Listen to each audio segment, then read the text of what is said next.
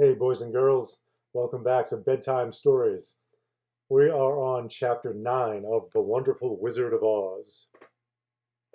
If you recall, in the last chapter, Dorothy and her companions, Toto and the Tin Woodman and the Scarecrow and the Cowardly Lion, they were getting kind of close to the city, the Emerald City, but then they had to pass through the field of poppies, and Dorothy and the lion fell asleep.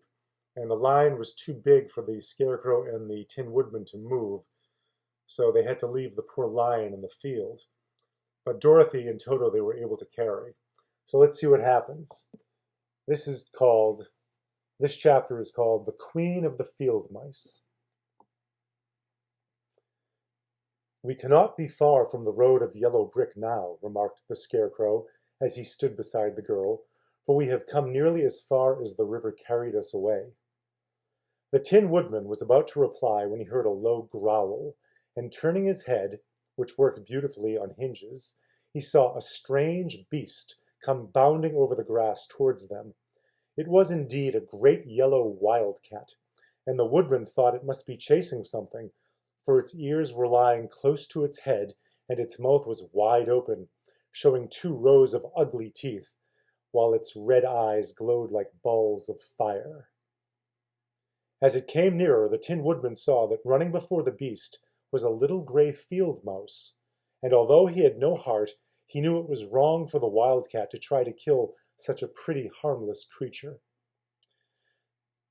So the Woodman raised his axe, and as the wildcat ran by, he gave it a quick blow that cut the beast's head clean off from its body, and it rolled over at his feet in 2 pieces.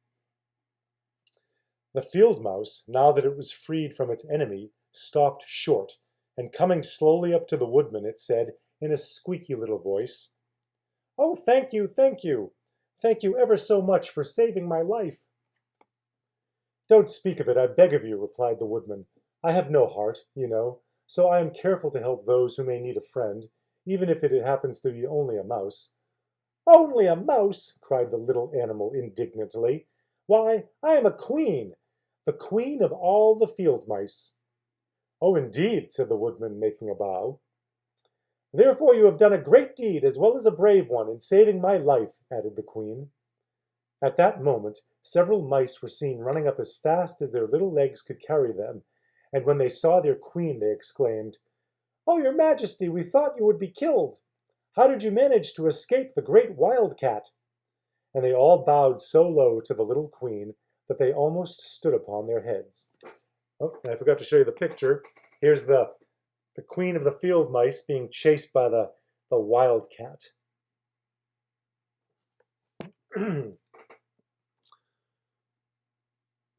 Okay. This funny tin man," she answered, "killed the wildcat and saved my life. So hereafter you must all serve him and obey his slightest wish." "We will!" cried all the mice in a shrill chorus, and then they scampered in all directions, for Toto had awakened from his sleep, and seeing all these mice around him, he gave one bark of delight and jumped right into the middle of the group. Toto had always loved to chase mice when he lived in Kansas, and he saw no harm in it. But the Tin Woodman caught the dog in his arms and held him tight, while he called to the mice, come back, come back! Toto shall not hurt you." At this the queen of the mice stuck her head out from a clump of grass and asked, in a timid voice, "Are you sure he will not bite us?" "I will not let him," said the Woodman, "so do not be afraid." One by one the mice came creeping back, and Toto did not bark again, although he tried to get out of the Woodman's arms, and would have bitten him had he not known very well he was made of tin. Finally one of the biggest mice spoke. "Is there anything we can do," it asked, "to repay you for saving the life of our queen?" "Nothing that I know of," replied the Woodman, but the Scarecrow, who had been trying to think, but could not because his head was stuffed with straw, said quickly, "Oh, yes, you can save our friend the Cowardly Lion, who is asleep in the poppy bed." "A lion!" cried the little queen. "Why, he would eat us all up." "Oh, no," declared the Scarecrow. "This lion is a coward." "Really?" asked the mouse. He says so himself, answered the Scarecrow, and he would never hurt anyone who was our friend. If you will help to save him, I promise that he shall treat you all with kindness. Very well, said the Queen. We will trust you, but what shall we do? Are there many of these mice which call you Queen and are willing to obey you? Let me shut my phone, sorry. There we go. Interrupted. Okay. Very well, said the Queen, but we will trust you, but what shall we do? Are there many of these mice which call you Queen and are willing to obey you? Oh, yes, there are thousands, she replied. Then send for them all to come here as soon as possible, and let each one bring a long piece of string. The Queen turned to the mice that attended her and told them to go at once and get all her people. As soon as they heard her orders, they ran away in every direction as fast as possible. Now, said the Scarecrow to the Tin Woodman, you must go to those trees by the riverside and make a truck that will carry the lion. So the Woodman went at once to the trees and began to work, and he soon made a truck out of the limbs of trees, from which he chopped away all the leaves and branches. He fastened it together with wooden pegs and made the four wheels out of short pieces of a big tree trunk. So fast and so well did he work that by the time the mice began to arrive, the truck was all ready for them. They came from all directions, and there were thousands of them, big mice and middle-sized mice, and each one brought a piece of string in his mouth. It was about this time that Dorothy woke from her long sleep and opened her eyes. She was greatly astonished to find herself lying upon the grass, with thousands of mice standing around and looking at her timidly. But the Scarecrow told her about everything, and turning to the dignified little mouse, he said, "Permit me to introduce to you Her Majesty, the Queen." Dorothy nodded gravely, and the Queen made a curtsy, after which she became quite friendly with the little girl. The Scarecrow and the Woodman now began to fasten the mice to the truck, using the strings they had brought. One end of a string was tied around the neck of each mouse, and the other end to the truck. Of course, the truck was 1,000 times bigger than any of the mice who were to draw it, but when all the mice had been harnessed, they were able to pull it quite easily. Even the Scarecrow and the Tin Woodman could sit on it, and were drawn swiftly by their queer little horses to the place where the lion lay asleep. After a great deal of hard work, for the lion was heavy, they managed to get him up on the truck. Then the Queen hurriedly gave her people the order to start, for she feared if the mice stayed among the poppies too long, they also would fall asleep. At first the little creatures, many though they were, could hardly stir the heavily loaded truck.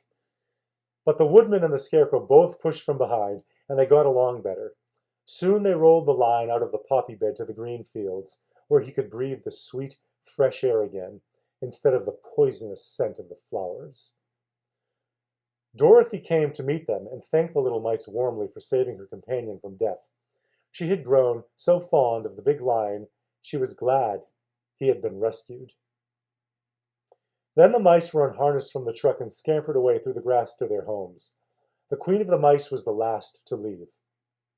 "If ever you need us again," she said, "come out into the field and call, and we shall hear you and come to your assistance. Goodbye." "Goodbye," they all answered, and away the Queen ran, while Dorothy held Toto tightly, lest he should run after her and frighten her. After this, they sat down beside the lion until he should awaken, and the Scarecrow brought Dorothy some fruit from a tree nearby, which she ate for her dinner. All right. Chapter 9. The Guardian of the Gate. It was some time before the Cowardly Lion awakened, for he had lain among the poppies a long while, breathing in their deadly fragrance. But when he did open his eyes and roll off the truck, he was very glad to find himself still alive. "I ran as fast as I could," he said, sitting down and yawning, "but the flowers were too strong for me. How did you get me out?" Then they told him of the field mice, and how they had generously saved him from death, and the Cowardly Lion laughed and said, "I have always thought myself very big and terrible, yet such small things as flowers came near to killing me, and such small animals as mice have saved my life. How strange it all is! But comrades, what shall we do now?" We must journey on until we find the road of yellow brick again, said Dorothy, and then we can keep on to the Emerald City.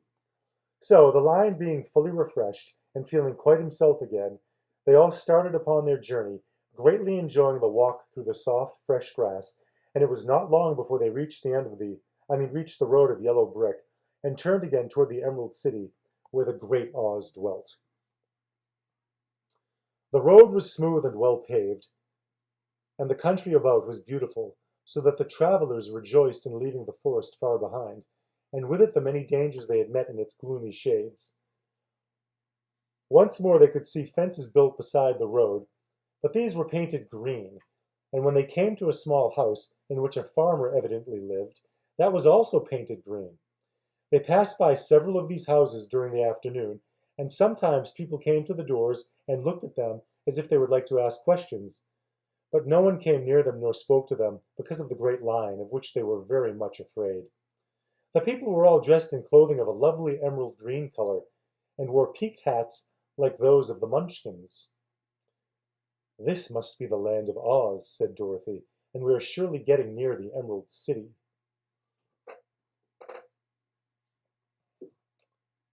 "Yes," answered the Scarecrow, "everything is green here, while in the country of the Munchkins blue is the favorite color.